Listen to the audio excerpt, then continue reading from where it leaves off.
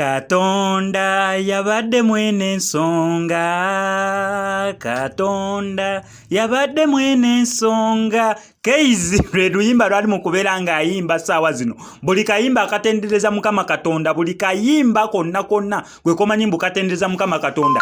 Keizi kali mu kubeera ng'ayimba oluvannyuma lw'okubeera nga bamutadde. Actually kasooke tubale ennaku Keizi amazeeyo. Yeebakayo ekiro ekyakeesa olunaku olw'omukaaga olwo lumu. Neyeebaka ekiro ekyakeesa olunaku olwa Sande ebyo bibiri. Neyeebaka ekiro ekyakeesa olunaku olwa Mande ebyo bisatu. Neyeebaka ekiro ekyakeesa olunaku olwa Tuesday ebyo bina. Yeebaseeyo ekiro ekyakeesezza olunaku olwaleero olwokusatu ebiro bitaano. Bambi Keizi ng'ali eyo mu kkomera ekitalya. Naye oluvannyuma lw'ezo zonna ennaku Keizi finally bamaze ne bamuta ku non-cash bail. Nga gye bawadde Isma All Access lwakuba ssente mbadde sinnababeera nga nzitegeera mmeka ze bamusalidde, naye ebyo byonna sibirinze ng'olugambo lunzita nga nina okujja wano ku SMX Media ng'ambe ba SMX Kings and Queens abo ba subscribers ba SMX Media mbategeeze mbu Keizi Wako ne Mako bamaze okubeera nga babata. Kankusabe bambi subscribing wano ku SMX Media kwa ngenda sigala nku updates ku musango gw'aba Keizi nga we nakusuubiza nera gwe ne subscribing wano ku SMX Media nga nnaku z'omwezi 15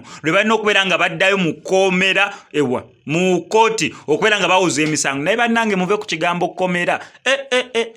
Keizi enviiri we cwi ngambye ntya Keizi enviiri we cwi enviiri tekuli. Wako naye akaviiri ke kabaddengako naye nga katinitini naye kati naye cwi kawalaata. Kati nze SMX nengenda n'ebidreads byange bino ya labbi enviiri ze basooka okukola we cwi enviiri ne bajjako. Keizi musajja watu abadde n'akaviiri bambi owaayo.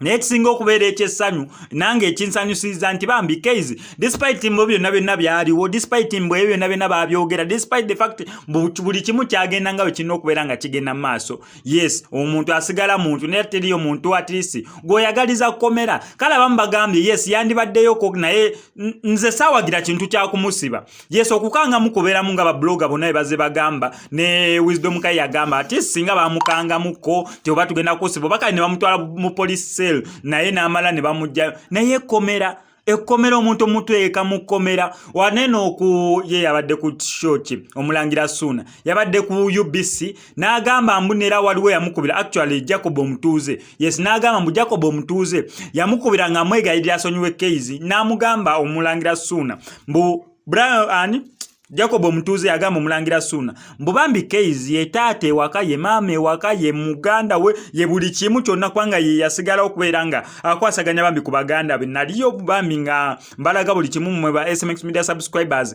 nawe ya subscribing edda ku SMX Media nakulaga bulungi kubanga nabakiikirira mu kugenda okubeera nga bambi tusiibula omwoyo gwa maama oba omubiri gwa maama wa Keizi. Nagendayo ne mbakiikira ba SMX Media subscribers mwalaba buli kimu nga bwe kyagenda maaso nina nabakiikirira. Kati bambi Keizi jukira bulungi nyo baganda be zijukira omulenzi omuwala waliwo n'omulala omuto ye muwala then ndozo bana abalenzi babiri sijukira balingaawo bana bataano we batyo nga yalina okubeera nga abakwasaganya. Kati imagine Keizi watabadde ani abadde abakwasaganya kubanga kati Keizi ye mutu omukulu ewaka okitegeera bulungi. Kati mbu Jacob Omutuuze yakubira Omulangira Ssuuna ng'agezaako mugamba bambi sonyiwa Keizi olw'ensonga bambi ye buli kimu ewaka naye alina okubeera nga akwasaganya buli kimu ewaka. Omulangira Ssuuna watyo n'agamba Jacob Omutuuze nange SMX mbinyumyange yaliyo ku ssimu enzo gabaali bantadde ku conference ku ssimu eyo mbu SMX kwali awuliriza kati ne mu bibabuulira naye nga wekito wekyali nze wali nsitera kulimba SMX Media.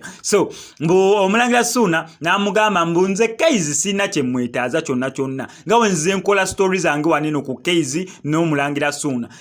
Omulangira Ssuuna yabasaba biliyoni emu naye eyo sente si kyekikulu kyayagala kiri simple. Keizi ogenda ku TV kwe bamuyogerera buli kimu oba bafuneyo olunaku bagambe bannange olunaku lwe tugenda okwetonda bateekeko kamera zaabwe bateekeko buli kimu bayambale bulungi nga bayambala bagende bagambe bannange nze Keizi nange Wako nange Mako twogera bino. Omulangira Ssuuna teyagwa ennyimba ze zikyazanya kubanga bagamba yagwa bagambe Omulangira Ssuuna bakazi abakulu sibe bamuwa ssente musajja yekolerera kwanga bagamba mbu ssente azijja mu bakazi bakulu ba sugar mami. Bagambe Omulangira Ssuuna talina ssaba ewaka musajja munnaddiini nere tunakyo bakizeeyo kubanga bagamba Omulangira Ssuuna mbu alina essabo. Bagambe Omulangira Ssuuna talina bipali kubanga bagamba Omulangira Ssuuna alina ebipali. Bagambe n'okugamba abazadde b'Omulangira Ssuuna we bali balamu batemya bukofu kubanga bagamba bagamba abazadde b'omulangira Ssuuna mbu baafa naye akyanyiga nnyo taata we ye bannange gwe atasubscribinganga ku SMX Media okujjako nga gwe mulundi gwe ogusoose naye ezo zonna story nga we nzikuwadde nazikulaga wane ne taata w'omulangira Ssuuna we yavaayo musajja wattu n'akuba akasimu nga waliwo gwe yali ali mu kubeera nga nnyonnyola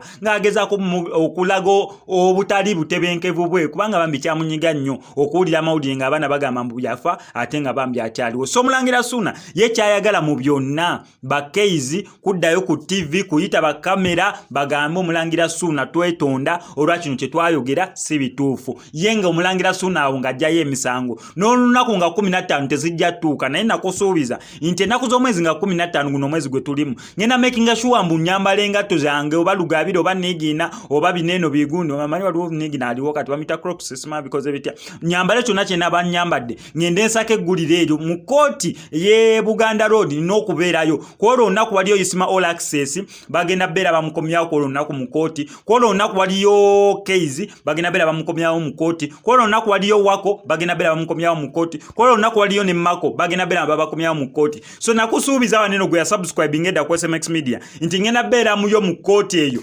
basomere emisango balaba oba gibasinga oba tegibasinga kubanga kati babawadde beera okuvayo mu kkomera tekitegeeza munera omusango baguwangudde omulangira Ssuuna afiiriddwa nedda just basooka ne basaba beera at least omuntu baleme kulinda nnaku zeeza akozesa musango ng'omuntu akyaliyo mu kkomera nkubalidde ebiro byamazeeyo ebiro 5 ennaku 5 enviiri ze basooka okukenyulako wetwi enviiri zo babadde bazimuggyeko dda Keizi ne munne olunaku olweggulo lwe bawadde Isima All Access bail nabo babadde balina okubeera nga babawa bail naye mbu ssente za bail eza Mako ng'ovudde ku Brian Wako naye waliwo Mako ono omulala omutonotono oyo yalina smile ennene nga bali eri mu kkomera mbo esente ze bambi zali badde teziwera bulungi eza bail zibabadde basabye kati ate olunaku olwayo ne association y'abantu abakola olugambo ku ma TV bebekuŋŋanyiza ne basobola okutopinga up sente mbu ne basobola okubeera nga olunaku olwaleero abasoose ne bakola mukaawo ka break kati nanti babadde ku Zoom